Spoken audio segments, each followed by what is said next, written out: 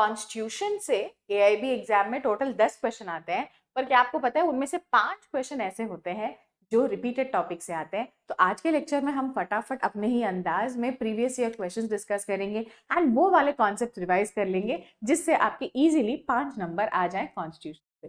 तो ले आइए अपना बैराक, ले आइए pen paper and let's start today's revision. तो फर्स्ट क्वेश्चन सिंपल क्वेश्चन से स्टार्ट करते हैं। देखिए एक ऐसा क्वेश्चन है जो आपको ना कोई भी नींद में पूछे तो भी आपको फटाफट ये वाले क्वेश्चन के जवाब तो देने पड़ेंगे। फर्स्ट क्वेश्चन देखिए, fundamental rights are enshrined. Enshrined का मतलब होता है कहाँ लिखे गए हैं, कहाँ उनको पक्के तरीके से लिखा गया है। Fundamental rights are enshrined in which part of the constitution.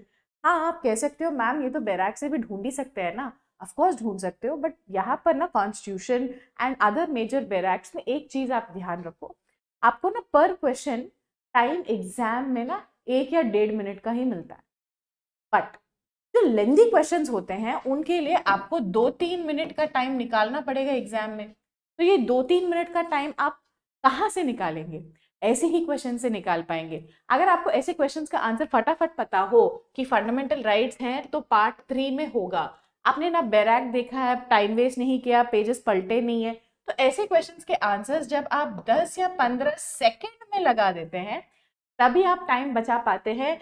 तभी आप ये वाले लेंदी क्वेश्चंस के लिए जो 2-3 मिनट लग जाते हैं, क्वेश्चन समझो, आंसर समझो, ऑप्शन में ढूंढो, ये सब जो भी टाइम लगता है ना ऐसे क्वेश्चंस के लिए, तो उनके लिए 2-3 मिनट आप तभी निकाल पाते हो जब आप ऐसे रिपीटेड क्वेश्चन, स्टैंडर्ड क्वेश्चंस को 10-15 सेकेंड में फटाफट से ढूंढ लेते हैं। ठीक है, तो इसीलिए टाइम मैनेजमेंट के लिए ये भी बहुत इंपॉर्टेंट है कि आप जितने भी प्रीवियस ईयर के क्वेश्चंस हैं, रिपीटेड क्वेश्चंस जो मैं अभी करा रही हूँ, वो सब आप अच्छे से फटाफट आंसर लर्न करके चले जाओ ताकि आपको एग्जाम में आसानी हो। ठीक है, तो हो गया fundamental rights are given in part 3। तो पार्ट 4 में क्या होता है जी? पार्ट 4 में होता है directive principles of state policy. Ma'am एक और पार्ट होता है ना? यस, पार्ट 4A भी होता है। 4A में क्या होता है? फंडामेंटल ड्यूटीज के बारे में होता है, ये आपको पता होना चाहिए। पार्ट 3 में क्या होता है? Fundamental rights. पार्ट 4 में क्या होता है? Directive principles of state policy. Part 4 capital A में क्या होता है? फंडामेंटल ड्यूटीज के बारे में। ये 3 चीजें नहीं भूलेंगे, मेरे साथ साथ आप अभी पढ़ाई करेंगे ना, आपके लिए इजी होगा। देखिए एक AIB में बहुत सारे सब्जेक्ट्स होते हैं, तो सारे सब्जेक्ट्स को एक ही साथ बैठ के मगअप नहीं किया जा सकता। मैं अभी रिवाइज करा रही हूँ, मेरे साथ साथ अभी पढ़ लो, अभी 2 मिनट के लिए वीडियो पॉज कर लो, अच्छा क्या पढ़ा था, पार्ट 3, पार्ट 4, पार्ट 4A लिख लो, छोटा छोटा शॉर्ट नोट्स बना लो। मैंने तो टिप भी दिया था, आप जो भी बैराक पढ़ रहे हो उसमें ना स्टिकी नोट्स चिपका लो, स्टिकी नोट्स पे अभी जो भी मैं शॉर्ट पॉइंट्स बता रही हूँ वो लिख लेना। एग्जाम में जाने से पहले एक बार रिवाइज करके तभी के तभी ये स्टिकी नोट्स भी हटा के फेंक देना। ठीक है, प्रॉब्लम नहीं होगा। चलिए next question, golden triangle of constitution of India consist of which article? ये कौन कौन से आर्टिकल्स होते हैं? ये होते हैं आर्टिकल 14, 19 एंड 21।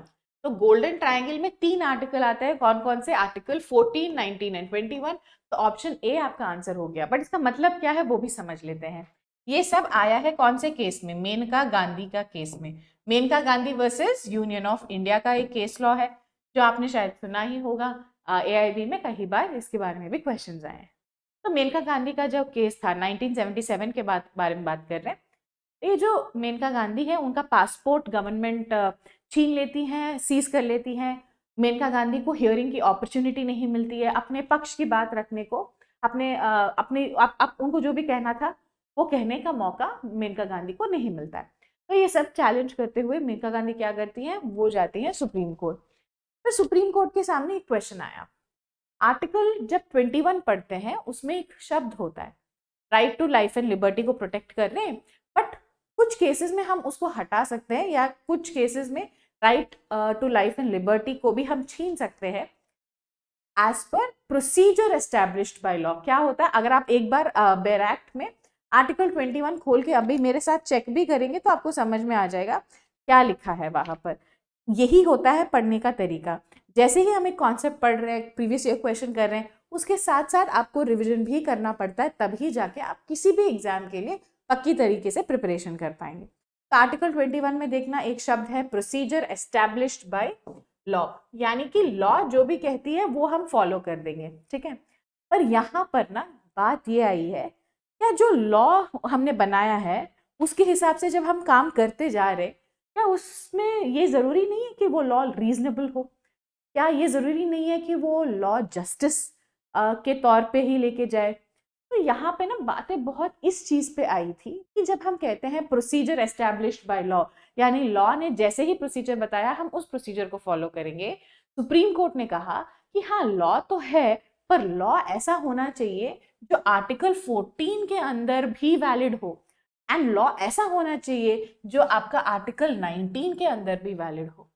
तो उन्होंने फाइनली क्या कह दिया कि जब भी कोर्ट आर्टिकल 21 के बारे में डिस्कशन करेंगे या कोई भी आगे केस में आर्टिकल 21 के आधार पर किसी भी एक्शन को या किसी भी लॉ को हम देखेंगे कि वो क्या कॉन्स्टिट्यूशनली वैलिड है कि नहीं, तुरंत जब भी हम आर्टिकल 21 को देख रहे हैं तुरंत उसी के साथ साथ आर्टिकल 14 एंड 19 को भी चेक करेंगे। क्या वो आर्टिकल 19 के अंदर रीजनेबल कहा जाएगा, हम ये चेक करेंगे। क्या वो आर्टिकल 14 के अंदर आर्बिट्रेरी तो नहीं है, आर्बिट्रेरी नहीं होना चाहिए आर्टिकल 14 के अंदर। आर्टिकल 14 क्या कहता है, इक्वालिटी होनी चाहिए, डिस्क्रिमिनेशन नहीं होना चाहिए, है ना? तो हम वो भी चेक करेंगे। भले ही आपने जो मुद्दा उठाया है वो शायद आर्टिकल 21 का ही हो, पर हम 21 को जब भी देखेंगे तो साथ साथ आर्टिकल 14 में क्या वो आर्बिट्ररी है, क्या डिस्क्रिमिनेटरी है, ये भी चेक करेंगे।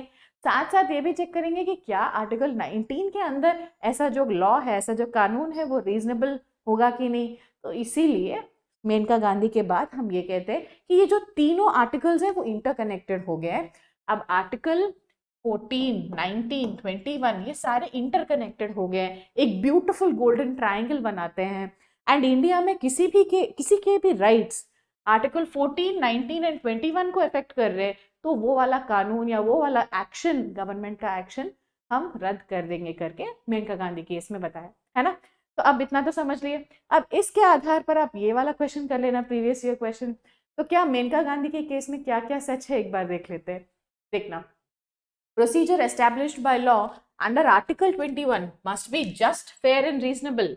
ऑफ कोर्स यही तो पॉइंट था, गोल्डन ट्रायंगल का मतलब ही ये होता है कि आर्टिकल 21 में आपने जो भी कानून बनाया है या आर्टिकल 21 को लेकर आप किसी भी कानून के बारे में डिस्कस कर रहे हैं, तो आप ये इंश्योर करें कि वो जो कानून है वो जस्ट है, फेयर है, यानी डिस्क्रिमिनेशन नहीं है। आप ये इंश्योर करें कि वो रीजनेबल है, आर्टिकल 19 के अंदर वो रीजनेबल हो। ये सब आप इंश्योर करेंगे तभी हम कहेंगे कि वो लॉ वैलिड है कि नहीं। So yes, option 1 is correct. Second, right to travel abroad is part of personal liberty under article 21। ये भी सही स्टेटमेंट है, क्योंकि ये जो पूरा केस था ये तो पासपोर्ट को लेकर स्टार्ट हुआ, एंड पासपोर्ट को लेकर सुप्रीम कोर्ट ने मेनका गांधी के केस में क्या कहा, उन्होंने कहा था हाँ जी, right to travel abroad is also part of our right to life. Right to life होती है आर्टिकल 21 में, तो राइट टू लाइफ, जीने का जो हक है उसमें ट्रैवल करने का भी हक है, विदेश जाके ट्रैवल करने का भी हक है। फिर उन्होंने क्या कहा, 14, 19, 21 are not mutually exclusive. Mutually exclusive का मतलब होता है एक से दूसरी चीज को कोई संबंध नहीं है, पर यहाँ पे तो क्या कहा है, नॉट म्यूचुअली एक्सक्लूसिव। तो ये ट्रू स्टेटमेंट है, क्योंकि सुप्रीम कोर्ट ने क्या कहा, उन्होंने कहा ये तो ट्रायंगल बनाते हैं, इंटरलिंक्ड है ना। तो नॉट म्यूचुअली एक्सक्लूसिव सही है, क्योंकि म्यूचुअली एक्सक्लूसिव का मतलब होता है सेपरेट। आप ऐसा याद रख लो, आपको ये भाषा समझने भी इजी होगा। म्यूचुअली एक्सक्लूसिव का मतलब है सेपरेट, तो सब सेपरेट है ये कहा है क्या, नहीं, नॉट सेपरेट कहा है, तो स्टेटमेंट ट्रू है। तो इनमें से कौन सा स्टेटमेंट अब ट्रू है एक बार देखना, एक सेकेंड आप स्क्रीन पे देख लो कौन सा स्टेटमेंट ट्रू है। All of the above, so answer is D, all of the above are. ठीक है, फॉलो कर लिया। यही पे थोड़ा हमारा लंबा डिस्कशन हुआ, बाकी सब आसान है, मैंने इसलिए समझा दिया ताकि एक साथ आप समझ जाए मेनका गांधी का केस क्या क्या होता है, ताकि बाद में जो भी पूछे आप सही से आंसर लगा ले। ठीक है, ये काफी इजी आंसर है, आई एम श्योर आप मुझे कमेंट्स में बता ही दोगे। इसका बताना, ये क्वेश्चन 4 है, कमेंट्स में लिखना क्वेश्चन 4 एंड बताना option A B C D. ये आप इजीली बैराक से कर सकते हो, एंड अदरवाइज ऑल्सो आपको ये पता होना चाहिए, इसलिए मैं डिस्कस कर रही हूँ। ठीक है, लिख दिया आंसर ऑप्शन में, चलो मैं चेक करती हूँ। फर्स्ट कमेंट को पिन भी कर दूंगी। Next, which of the following writs is described as bulwark of personal liberty. क्या बोलते हैं इसको? Bulwark of personal liberty. देखिए सिंपल सा टिप बताती हूँ, रिट्स का जो टॉपिक है ये तो आपको पढ़ के जाना ही है, पढ़ के नहीं जाना है, रट के जाना है। Because writs, types of writs, किस सिचुएशन में कौन सा रिट यूज करेंगे, ये आपको बैराक में नहीं मिलेगा। जो आपका कॉन्स्टिट्यूशन बैराक है उसमें सिर्फ रिट के नाम होते हैं 32 में, आर्टिकल 32 में, बट कौन सा रिट कब यूज होगा ये आपके बैराक में नहीं मिलेगा। तो आपको तो रट के जाना ही पड़ेगा। रिट्स के बारे में ऑलरेडी वीडियो मैंने बना दिया है, वो फ्री लेक्चर मैं यहाँ पे टैग कर दूंगी, लिंक कर दूंगी, आप जरूर देखना। वैसे हमारे यूट्यूब चैनल पे ना बहुत सारे अदर सब्जेक्ट के भी वीडियोस हैं, जैसे एनवायरमेंटल लॉ पढ़ा दिया मैंने, बीएनएसएस क्या करना है, सीपीसी क्या करना है, नए पैटर्न के क्वेश्चंस आ रहे उनको कैसे करना है, एडवोकेट्स एक्ट, आर्बिट्रेशन, सबके छोटे छोटे रिविजन वीडियोस मैंने बना दिया है। तो आप अगर अभी चैनल पर नए हैं तो जरूर चैनल को जल्दी जाके सब्सक्राइब कर लीजिए। अभी जो AIB 21 के लगभग 25 डेज बचे हैं उसमें बहुत सारा कंटेंट मैं आपके साथ लेके आऊंगी, रिविजन में बहुत हेल्प होगा, प्रीवियस ईयर क्वेश्चंस करने में भी हेल्प होगा। तो जरूर चैनल को सब्सक्राइब कर लें अभी तक नहीं किया हो तो। एंड चलिए अब क्वेश्चन पे आ जाते हैं। अब देखिए पर्सनल लिबर्टी की बारे में बात हो रही है। किसके बारे में बात हो रही है?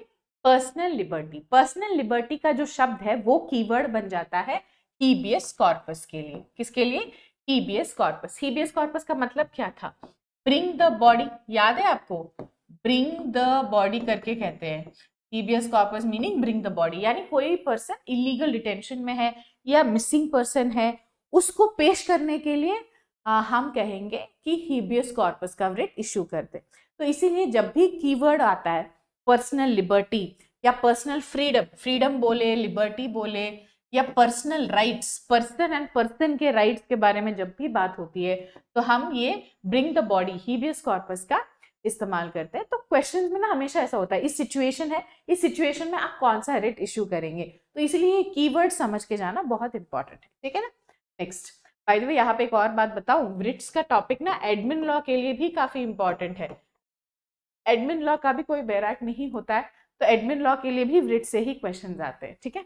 नेक्स्ट, ये भी बहुत इंपॉर्टेंट टॉपिक है। जो हमारा इमरजेंसी का टॉपिक है उससे भी क्वेश्चंस आने के चांसेस होते हैं, हर साल रिपीट होता है। उनमें से one thing you should know, दो आर्टिकल हैं, आर्टिकल 358। आर्टिकल 358 में ये लिखा जाता है कि देखिए इमरजेंसी के टाइम पे, यानी भारत में कंट्री में इमरजेंसी चल रही है, तो आप आर्टिकल 19 के राइट्स को अफेक्ट कर सकते हो, यानी आर्टिकल 19 में जो भी फ्रीडम्स है उस पर रोक लगा सकते हैं करके आर्टिकल 358 में लिखा है। ना आर्टिकल 359 पे क्या लिखा है? आर्टिकल 359 में लिखा है कि इमरजेंसी चल भी रहा हो तो भी आप आर्टिकल 20 एंड आर्टिकल 21 के राइट्स पर रोक नहीं लगा सकते। आर्टिकल 20 एंड 21 की जो राइट्स हैं वो बहुत ही इंपॉर्टेंट राइट्स हैं, तो उन पर आप किसी भी टाइम पर नेशनल इमरजेंसी के दौरान भी क्या नहीं लगा सकते हो? रोक नहीं लगा सकते हो, उनको छीना नहीं जा सकता है। एनफोर्समेंट, उनका जो एनफोर्समेंट है तो क्या नहीं कर सकते, उसको सस्पेंड नहीं कर सकते इवन ड्यूरिंग इमरजेंसी। तो answer here is option B. चलिए next question. In which case did the supreme court declare right to privacy? Right to privacy is a fundamental right under article 21 करके किस case में कहा है? इसका answer है justice case Puttuswamy case. ये जो केस पुट्टुस्वामी केस है इसी को हम क्या कहते हैं? आधार जजमेंट। ये जो आधार जजमेंट है वो कहाँ पे, वो कौन सा केस है? पुट्टुस्वामी का केस है, जिसमें सुप्रीम कोर्ट का लार्जर बेंच डिसीजन था, ये 9 जज बेंच डिसीजन। उन्होंने कहा कि इंडिया में राइट टू प्राइवेसी है। तो इसी बात पर ना पहले 2 केसेस आए थे, करक सिंह एंड MP शर्मा। करक सिंह और MP शर्मा, इन दोनों ही केसेस में उन्होंने कहा था नो राइट टू प्राइवेसी। तो अब केस पुट्टुस्वामी के जजमेंट के बाद ये जो 2 केसेस हैं अब ये वैलिड नहीं है, ये ओवररूल हो गए। अब राइट टू प्राइवेसी क्या है क्या इंडिया में? Yes, under case Puttuswamy case. Case Puttuswamy case is also called as the Aadhaar judgement, ठीक है। हाँ, very simple. Article 32 of constitution of India is described by doctor BR Ambedkar as, इसका आंसर है heart and soul of the constitution. यहाँ पर एक बात आप समझ लो, इंडिया स्पेशल है क्योंकि इंडिया में फंडामेंटल राइट्स हैं, बट फंडामेंटल राइट से भी ऊपर कुछ है, फंडामेंटल राइट्स को एनफोर्स कराने के लिए जो आपका राइट है अंडर आर्टिकल 32, इसको भी फंडामेंटल राइट बना दिया। एक सेकेंड समझे, कितना मतलब बहुत ही नेक काम किया है डॉक्टर बी आर अम्बेडकर ने ये स्पेसिफिक आर्टिकल 32 को इंट्रोड्यूस मतलब कॉन्स्टिट्यूशन में रखकर। हम सबके पास है फंडामेंटल राइट्स, यस। अगर फंडामेंटल राइट्स में कोई वायलेशन होता है तो हम जा सकते हैं सुप्रीम कोर्ट के पास। हाँ जी, जा सकते हैं। Under which article? हम आर्टिकल 32 के अंदर फंडामेंटल राइट का कोई वायलेशन होता है, आर्टिकल 14, 19, 21, आर्टिकल 25, कुछ भी फंडामेंटल राइट का वायलेशन होता है तो हम जा सकते हैं सुप्रीम कोर्ट के पास। बट सुप्रीम कोर्ट के पास आप जा सकते हो, ये भी एक राइट है, उस राइट को भी हमने फंडामेंटल राइट बना दिया। तो फंडामेंटल राइट वायलेशन के लिए आप सुप्रीम कोर्ट जा सकते हो, एंड आप ऐसे सुप्रीम कोर्ट जा सकते हो, ये भी खुद एक फंडामेंटल राइट है अंडर आर्टिकल 32। तो आर्टिकल 32 भी तो पार्ट 3 में ही आता है फंडामेंटल राइट में। तो इसीलिए डॉक्टर बी आर अम्बेडकर ने आर्टिकल 32 को कॉन्स्टिट्यूशन का हार्ट एंड सोल माना है। हमारा जो इंडियन कॉन्स्टिट्यूशन है उसकी बहुत ही इंपॉर्टेंट चीज है ये आर्टिकल 32, जिसके अंदर हम सुप्रीम कोर्ट में जा सकते हैं for violation of any fundamental right, कोई भी जा सकता है। नेक्स्ट, ये भी एक बहुत इंपॉर्टेंट कॉन्सेप्चुअल पॉइंट है। Article 226 of the constitution of India, high courts can issue Ritz for. देखिए, जब हम रिट के बारे में बात करते हैं तो दो अलग फॉरम्स में हम जा सकते हैं। एक, हम आर्टिकल 32 के अंदर सुप्रीम कोर्ट जा सकते हैं। तो जब हम सुप्रीम कोर्ट के बारे में बात करते हैं तो वहां पर सिर्फ फंडामेंटल राइट के वायलेशन के लिए जा सकते हैं। अब हम हाई कोर्ट भी जा सकते हैं, ऑफ कोर्स मैम। अब हाई कोर्ट ना सिर्फ फंडामेंटल राइट के वायलेशन के लिए नहीं, फंडामेंटल राइट के लिए भी जा सकते हैं, प्लस अदर पर्पसेस, बाकी राइट्स के लिए भी जा सकते हैं, अदर पर्पसेस करके लिखा होगा। तो आंसर आप देखना, आंसर यहाँ पर है option B, for the enforcement of fundamental rights and for any other purpose. ये बहुत ही इंपॉर्टेंट कॉन्सेप्चुअल क्वेश्चन है। अगर वो पूछ लेते हैं अंडर 32, अंडर आर्टिकल 32 रिट किसके लिए फाइल कर सकते हो, तब आपको आंसर लिखना पड़ेगा only for enforcement of fundamental rights, तब अदर पर्पस नहीं लिख सकते। पर अदर पर्पस आप क्यों लिखे हो यहाँ पर? क्योंकि उन्होंने हाई कोर्ट के बारे में पूछा है, हाई कोर्ट के बारे में अंडर आर्टिकल 226 पूछा गया है, तो इसीलिए आप अदर पर्पस भी चूज करते हैं। ये बहुत ही इंपॉर्टेंट कॉन्सेप्चुअल डिफरेंस है, ठीक है। इस पे भी क्वेश्चंस आए थे, हाँ जी, कॉन्सेप्चुअल क्वेश्चंस पे भी तो आते हैं। चलिए next, this is also very important. Which of the following is not considered as law? हम इनमें से कौन सी चीजों को लॉ का दर्जा नहीं देते, ये पूछ रहे हैं। Under which article? Under article 13। तो आर्टिकल 12 एंड 13 बहुत ही इंपॉर्टेंट है, एक बार रिवाइज कर लेते हैं। आर्टिकल 12 में होता है स्टेट का डेफिनेशन, हम किन किन ऑर्गेनाइजेशंस को या किस चीज को हम स्टेट मानते हैं, इसके बारे में आर्टिकल 12 में होता है। ये क्यों इंपॉर्टेंट है मैम आर्टिकल 12? क्योंकि फंडामेंटल राइट्स को एनफोर्स हम सिर्फ स्टेट पर कर सकते हैं, यानी अगर कोई प्राइवेट इंडिविजुअल आपका फंडामेंटल राइट को अफेक्ट करता है तो आप सीधा सीधा केस सुप्रीम कोर्ट में नहीं लेके जा सकते फंडामेंटल राइट वायलेशन के लिए। फंडामेंटल राइट्स देना किसकी जिम्मेदारी है? गवर्नमेंट की जिम्मेदारी है, स्टेट की जिम्मेदारी है। तो एनफोर्समेंट ऑफ फंडामेंटल राइट हम सिर्फ गवर्नमेंट के खिलाफ कर सकते हैं या उन ऑर्गेनाइजेशंस के खिलाफ कर सकते हैं जो स्टेट के डेफिनेशन में आते हैं। तो अगर एक ऐसा ऑर्गेनाइजेशन है जो पूरा प्राइवेट है, जो स्टेट की परिभाषा में आ ही नहीं रहा है, जो हमने बहुत सारे जजमेंट्स देखे हैं अंडर आर्टिकल 12, अगर उनमें से ये नहीं आ रहा है तो उस ऑर्गेनाइजेशन को हम स्टेट नहीं कह सकते हैं। अब क्योंकि स्टेट नहीं कह सकते तो हम ये आर्ग्यू नहीं कर सकते कोर्ट में जाके कि वो प्राइवेट ऑर्गेनाइजेशन ने मेरा फंडामेंटल राइट्स को हार्म किया है, हम ये नहीं कह सकते। वो हो गया आर्टिकल 12। फिर बात आती है आर्टिकल 13। आर्टिकल 13 में बात आती है लॉ के बारे में। लॉ क्या होता है?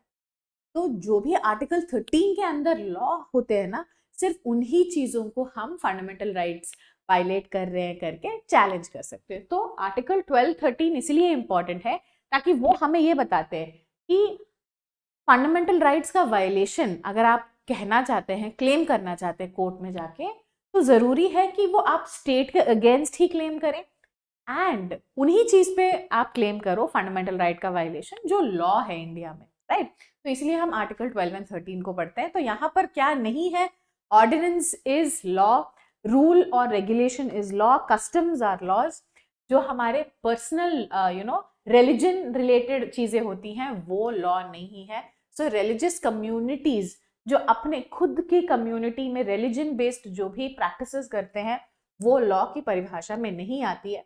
वैसे अब इसी मुद्दे पे हमारा सबरीमला का रिव्यू पिटिशन भी चल रहा है। सिर्फ सबरीमला नहीं, सबरीमला के रिव्यू पिटिशन जैसे on the date of this lecture Sabarimala का जो रिव्यू पिटिशन है वो अभी भी पेंडिंग है। उस पे तो यही बात चल रही है कि कोर्ट किस हद तक रिलीजन एंड रिलीजियस प्रैक्टिसेस में इंटरफियर कर सकते हैं, इसी बात पे अभी डिस्कशन चल रहा है कोर्ट में। सो देखते हैं क्या जजमेंट आता है। तो अभी के लिए तो आप क्या याद रखोगे, आर्टिकल 13 के अंदर तो रिलीजन एंड रिलीजियस कम्युनिटी के जो प्रैक्टिसेस हैं वो तो इंक्लूडेड नहीं है, ठीक है। अब ये आर्टिकल 12 एंड 13 भी बहुत इंपॉर्टेंट है, आप इस पे स्टार मार्क लगा ही लीजिए। अगर आप इन डिटेल में पढ़ना चाहते हैं तो हमारा कोर्स है। कोर्स कैसे ज्वाइन करना है काफ़ी लोगों को नहीं पता, मैं एक बार समझा देती हूँ। देखिए, कोर्स ज्वाइनिंग का जो लिंक है मैं अभी डिस्क्रिप्शन बॉक्स में दे देती हूँ। वो लिंक खोलते ही आप इस पेज पे आ जाएंगे, ठीक है। यहाँ पर आप लैंग्वेज चूज कर सकते हैं। हमारा जो कोर्स है वो हिंदी इंग्लिश मिक्स वाला भी है, प्योर इंग्लिश वाला भी है। तो आपको जो भी लैंग्वेज कंफर्टेबल लगता है आप वो चूज कर सकते हो। हिंदी इंग्लिश कोर्स में जो भी लिखा होगा बोर्ड में वो सब इंग्लिश होगा, नोट्स क्वेश्चंस इंग्लिश होंगे, और जो भी मैं समझा रही हूँ वो हिंदी में होगा, जैसे अभी इस वीडियो में है, ठीक है। आप यहाँ पे बाय नाउ दबाएंगे तो एक स्पेशल कूपन कोड भी है, तो एक बार देख ही लीजिए। ये हिंदी का कोर्स मैंने सेलेक्ट किया, हिंदी कोर्स के लिए स्पेशल ऑफर दे रहे हैं। इस पे आप क्लिक करेंगे ना तो आपको यहाँ पर हिंदी करके एक कूपन कोड दिखेगा, उस पर अप्लाई मार दीजिए तो आपका जो टोटल 2100 था वो अब हो जाएगा 1499। तो यहाँ पर आपको दिख जाएगा 1499 ही आपको पे करना है। इस बैच में रिकॉर्डेड क्लासेस हैं, लाइव क्लासेस मई 16 से स्टार्ट हो रहे हैं। तो लाइव क्लासेस स्टार्ट होने से पहले जल्दी बैच ज्वाइन कर लीजिए। रिकॉर्डेड क्लासेस आपको ज्वाइनिंग के तुरंत बाद ही मिल जाएगा। हमारा सपोर्ट के लिए टेलीग्राम ग्रुप है, एंड जो भी हमारे लाइव क्लासेस होंगे उसमें इंपॉर्टेंट क्वेश्चंस कराऊंगी, रिविजन भी कराऊंगी। तो डोंट मिस, याद कर लीजिए मई 16 से पहले पहले ज्वाइन कर लेना, ताकि आप कोई भी लाइव क्लास मिस ना हो।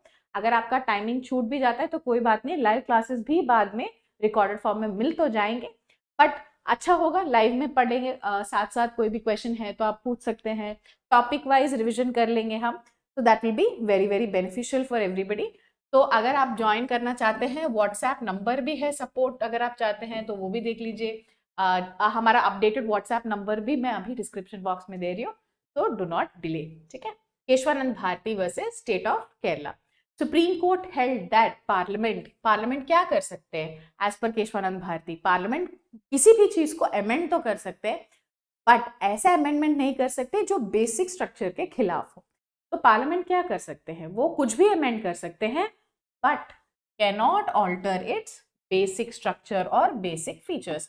तो अमेंडमेंट किसी भी पार्ट का कर सकते हैं, कॉन्स्टिट्यूशन में किसी भी पार्ट का अमेंडमेंट कर सकते हैं जो बस उनका बेसिक स्ट्रक्चर को इफेक्ट ना करे। So option C is the correct answer. काफी सिंपल है, कई बार वर्ड्स को इधर उधर करके ये क्वेश्चन पूछा जाता है, ठीक है। फिर आती है मिनर्वा मिल्स। मिनर्वा मिल्स भी काफी इंपॉर्टेंट है। मिनर्वा मिल्स एक ऐसा जजमेंट है जो आया था आफ्टर केशवानंद भारती, यानी केशवानंद भारती में उन्होंने ऑलरेडी बेसिक स्ट्रक्चर के बारे में बता दिया था, उसके बाद आता है ये वाला केस मिनर्वा मिल्स। तो मिनर्वा मिल्स में क्या बताया था, उन्होंने कहा था दोनों ही चीजें जो बोर्ड में लिखी हैं दोनों ही सही है। उन्होंने कहा था सी बोथ आर करेक्ट। क्या है वो, limited amending power is part of basic structure. एक सेकेंड समझ लेते हैं। केशवानंद भारती ने कहा पार्लियामेंट है आप, ठीक है, तो आप किसी भी पार्ट को अमेंड कर लीजिए, बस बेसिक स्ट्रक्चर पर हाथ नहीं लगाना करके एक लिमिट तो लगाया है ना। तो मिनर्वा मिल्स कहता है कि अमेंडमेंट पावर, जो अमेंडिंग पावर है, अमेंडमेंट करने का पावर, उस पर रोक लगाना वो भी बेसिक स्ट्रक्चर का ही पार्ट है। क्योंकि इंडिया में चेक्स एंड बैलेंसेस चलते हैं, सेपरेशन ऑफ पावर्स होता है, एक विंग दूसरे विंग पर रोक लगा के रखती है। तो मिनर्वा मिल्स में उन्होंने कहा जो बेसिक स्ट्रक्चर के तौर पर केशवानंद भारती ने के जजमेंट के आधार पर जो रोक लगाई गई है ना अमेंडिंग पावर पर, वो भी वैलिड है, वो बेसिक स्ट्रक्चर के अंदर ही आता है करके उन्होंने कहा। तो लिमिटेड अमेंडिंग पावर, अमेंडमेंट कर सकते हैं बट उसमें कुछ लिमिट्स हैं, वो भी बेसिक स्ट्रक्चर का पार्ट है। And judicial review is also part of basic structure, ये बहुत इंपॉर्टेंट है। एडमिन लॉ में भी कई बार वर्ड्स को घुमा फिरा कर इसी कॉन्सेप्ट को पूछते हैं। जुडिशियल रिव्यू का मतलब क्या होता है ये आप समझिए। देखिए हमारे पास बहुत सारे विंग्स ऑफ गवर्नमेंट है, बहुत सारे मतलब 3 हैं, जैसे मान लीजिए एग्जीक्यूटिव है, पार्लियामेंट है एंड आवर जुडिशियरी। तो अभी के लिए तो हम एग्जीक्यूटिव के बारे में बात नहीं कर रहे, अभी हम बात कर रहे हैं हमारे पार्लियामेंट एंड जुडिशियरी के बारे में। पार्लियामेंट में एक लॉ बनाया, ठीक है। अब लॉ जो है वो फंडामेंटल राइट्स के खिलाफ है, तो हम क्या करते हैं, इस लॉ को लेके हम दूसरे हेड के पास जाते हैं। जैसे मान लीजिए हमारे कंट्री में 3 इंस्टीट्यूशंस है ना। India is run by 3 institutions. Executive अपना काम करता है, पार्लियामेंट अपना काम करते रहते हैं, जुडिशरी अपना काम करता है। तो 3 इंस्टीट्यूशंस है, एक इंस्टीट्यूशन ने गलती की है तो हम उसको लेके जुडिशरी के पास चले गए, है ना। इस चीज को हम कहते हैं जुडिशियल रिव्यू, जहां पर जुडिशरी जो भी पार्लियामेंट के काम है या एग्जीक्यूटिव के काम है उन पर चेक करते रहते हैं। अच्छा ये जो आपने किया, क्या ये फंडामेंटल राइट्स के खिलाफ है, ये जो आपने चीज की क्या वो प्रोसीजर फॉलो करके किया। ऐसा करके हमारा जो जुडिशरी है, एक इंस्टीट्यूशन दूसरे इंस्टीट्यूशन के काम पर नजर रखते हैं, उसको हम कहते हैं जुडिशियल रिव्यू। तो ऐसा judicial review, checks and balances रखना भी बेसिक स्ट्रक्चर का पार्ट है। ये किस केस में बताया था, ये बताया था मिनर्वा मिल्स के केस में, ठीक है। चलो next, the term secular was added to the preamble of the constitution under which amendment? preamble का एक ही amendment हुआ है under 42nd amendment act, ठीक है। तो इसमें क्या क्या ऐड हुआ है, इसमें ऐड हुए हैं 3 शब्द। एक है सेक्युलर, सेक्युलर का शब्द ऐड हुआ, फिर एक और शब्द ऐड हुआ था सोशलिस्ट का शब्द ऐड हुआ था, फिर यूनिटी ऑफ इंडिया करके लिखा हुआ था पहले, तो उसको हमने कर दिया यूनिटी एंड इंटीग्रिटी। तो कितने चेंजेस हुए प्रियम्बल में, 3 चेंजेस हुए। सेक्युलर, सोशलिस्ट, सिर्फ यूनिटी था उसको हमने बदल के unity and integrity of India कर दिया। तो total 3 changes under which amendment, 42nd amendment. अगर आपको अमेंडमेंट कैसे ढूंढना है नहीं पता है तो अभी यहीं पे मैं लिंक कर रही हूँ, वो वीडियो जरूर देखना। वो देखे बिना तो अमेंडमेंट्स आप नहीं निकाल पाएंगे, तो जरूर देखना। जिन्होंने ऑलरेडी कोर्स परचेज भी कर लिया है, ज्वाइन कर लिया है, फिर भी आप एक बार रिवीजन के तौर पर ये वाला जरूर देख लेना, ताकि एग्जाम में फटाफट से आप अमेंडमेंट के क्वेश्चन कर सकते हो, ठीक है। चलो नेक्स्ट, फंडामेंटल ड्यूटीज कब ऐड हुए थे? फंडामेंटल ड्यूटीज ऐड हुए थे हमारे 42nd अमेंडमेंट में ही। इसीलिए हम 42nd अमेंडमेंट को क्या बोलते हैं, मिनी कॉन्स्टिट्यूशन भी कहते हैं। क्या कहते हैं, mini constitution. Total fundamental duties कितने हैं इंडिया में? टोटल फंडामेंटल ड्यूटीज 10 थे, फिर एक और भी ऐड हुआ तो अभी कितने हैं, 11, ठीक है। पहले ये जो 42nd अमेंडमेंट है ना, 42nd अमेंडमेंट के द्वारा पहले 10 फंडामेंटल राइट्स को ऐड किया था। फिर 2002 में 86th अमेंडमेंट था, 2002 में फिर हमने एक और अमेंडमेंट ऐड किया था रिलेटिंग टू एजुकेशन, ठीक है। अब ये जो फंडामेंटल ड्यूटीज है, फंडामेंटल ड्यूटीज के बारे में कहा होता है, पार्ट 4A में होता है। कौन सी आर्टिकल में होते हैं ये सब चीज? ये सब होता है आर्टिकल 51 कैपिटल A। तो फंडामेंटल ड्यूटीज क्या एनफोर्स कर सकते हैं हम कोर्ट में जाके? नो। फंडामेंटल ड्यूटीज एक डायरेक्शन है सिटीजन्स को, जैसे directive principles of state policy है, वो मार्गदर्शन देती है गवर्नमेंट को कि कैसे उनको अपना पालन करना चाहिए। अब फंडामेंटल ड्यूटी सिटीजन्स को कुछ दिशा देती हैं कि अगर आप कंट्री से कुछ राइट्स ले रहे हैं तो आप पर भी कुछ जिम्मेदारियां हैं कि आप ये चीजें करो।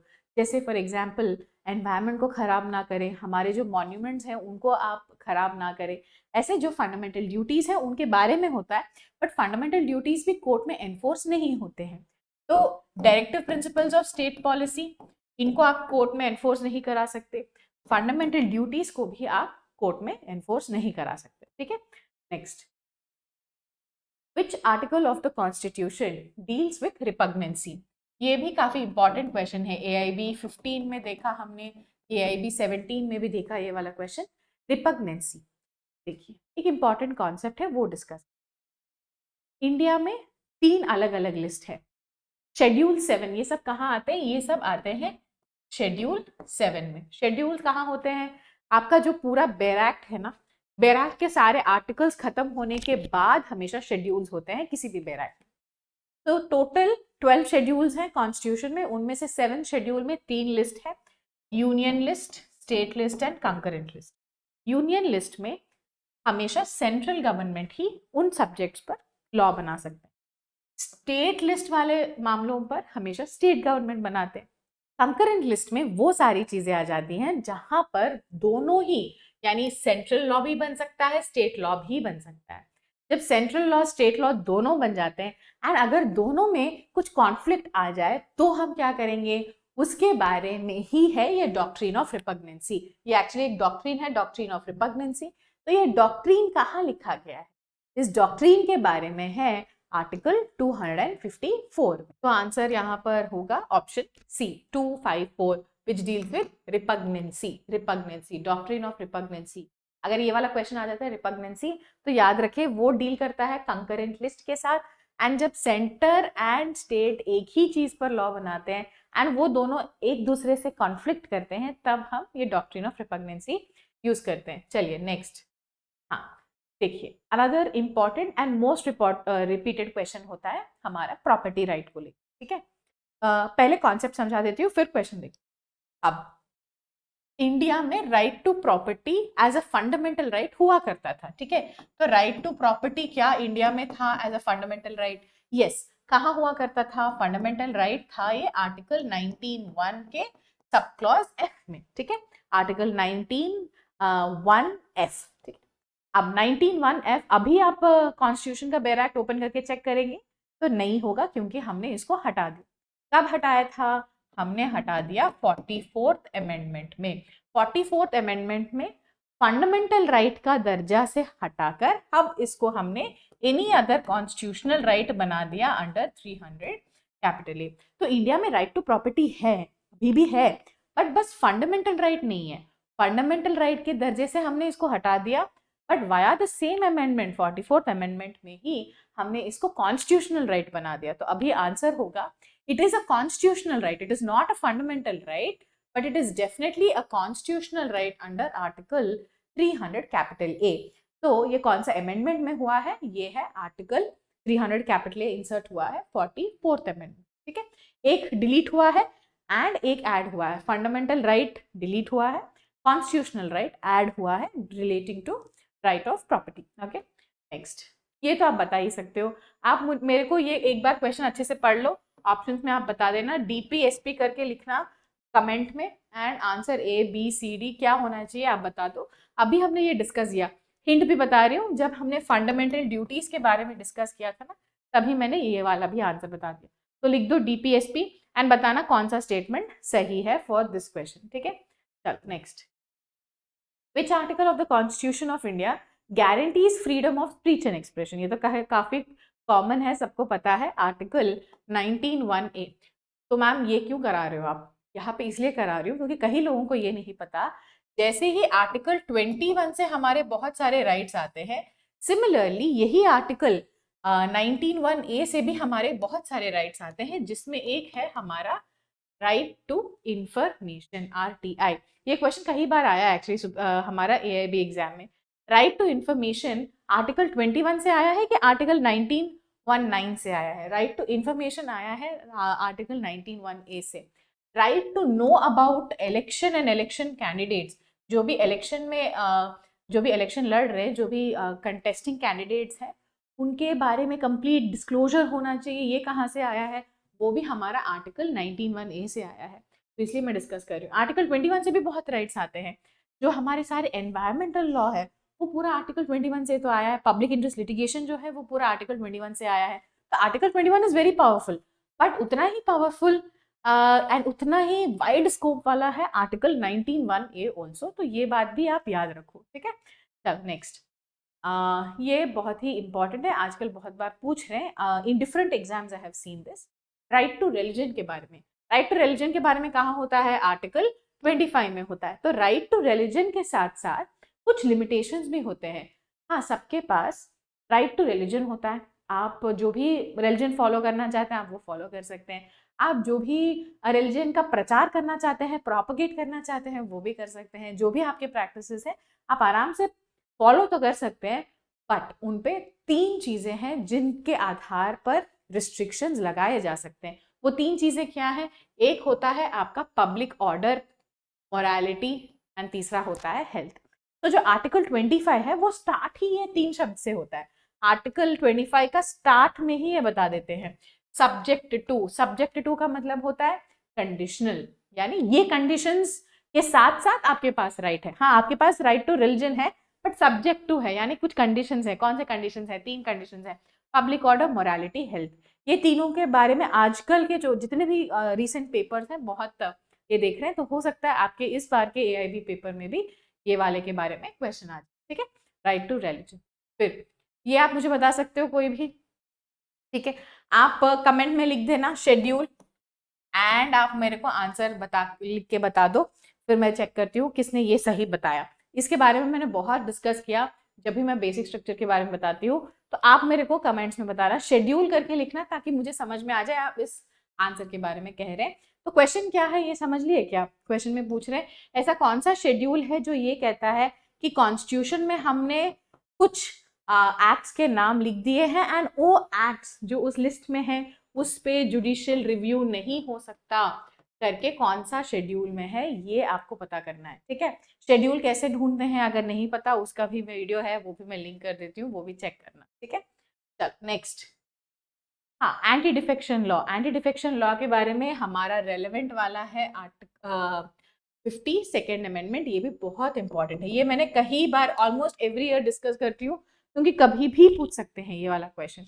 तो एंटी डिफेक्शन लॉ कब इंट्रोड्यूस हुआ था इंडिया में? Under 52nd amendment. ठीक है, चलिए नेक्स्ट।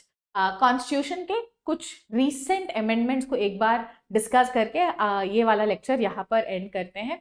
तो देखिए, जीएसटी के बारे में आजकल ऑलमोस्ट एवरी ईयर क्वेश्चन आ रहा है। तो जीएसटी का अमेंडमेंट कौन सा वाला हुआ? जीएसटी का अमेंडमेंट है 101st amendment act. So GST का जब भी क्वेश्चन आता है आपको ये क्या याद रखना है? GST 101 amendment. फिर ईडब्ल्यूएस के बारे में एक इंपॉर्टेंट अमेंडमेंट है, उसके बारे में भी क्वेश्चन आ रहे हैं, ईडब्ल्यूएस यानी 103 अमेंडमेंट। फिर विमेन रिजर्वेशन को लेकर भी अभी काफी हॉट टॉपिक चल रहा है, तो विमेन रिजर्वेशन इन पार्लियामेंट का कौन सा अमेंडमेंट है? 106। तो ये आपको पता होना चाहिए। देखिए, इंपॉर्टेंट अमेंडमेंट्स आप रट के जाएंगे ना, जैसे मैंने स्टार्टिंग में ही बताया, आपको 10-15 सेकंड लगेंगे फटाफट। अच्छा, जीएसटी के बारे में पूछ रहे हैं, कॉन्स्टिट्यूशन अमेंडमेंट के बारे में पूछ रहे हैं, मैंने रट लिया है 101। फिर ईडब्ल्यूएस का है, ईडब्ल्यूएस का 103, विमेन रिजर्वेशन का है 106। ठीक है, आई होप ये क्विक रिविजन लेक्चर आप सबको बहुत अच्छा लगा। हमारा कानून पर नेट का एंड्रॉयड ऐप भी आ गया है, उसका भी लिंक मैं दे रही हूँ। तो जो भी चाहते हैं कोर्स ज्वाइन करना चाहते हैं उसके भी डिटेल्स हैं, एंड्रॉयड ऐप का भी डिटेल्स मैंने दे दिया। जो ऑलरेडी हमारा कोर्स में ज्वाइन कर लिए हैं वो भी एंड्रॉयड ऐप अभी डाउनलोड करके क्लासेस एंड्रॉयड ऐप से भी ज्वाइन कर सकते हैं। कोई और डाउट्स हैं तो आप मुझे कमेंट्स में बताना, एंड बताना कॉन्स्टिट्यूशन का ऐसा कौन सा पर्टिकुलर टॉपिक आपको बहुत डिफिकल्ट लगता है, उस पर मैं डिटेल वीडियो बना दूंगी।